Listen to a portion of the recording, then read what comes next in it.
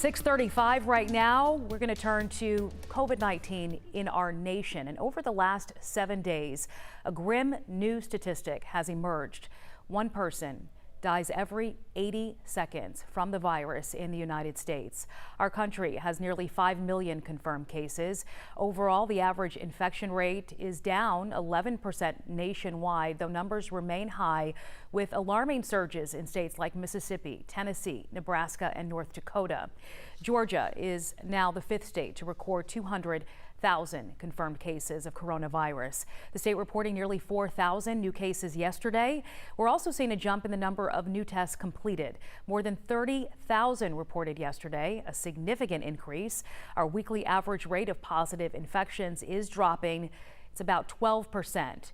That's when tests are compared to infections.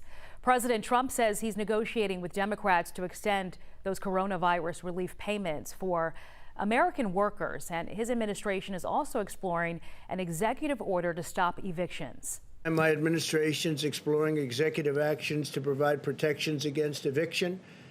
Eviction's a big problem, very unfair to a lot of people. It wasn't their fault that this virus came from a faraway land. The president says an executive order would cover anyone who's out of work because of the virus. Now to some other top stories we're following for you on this Thursday morning.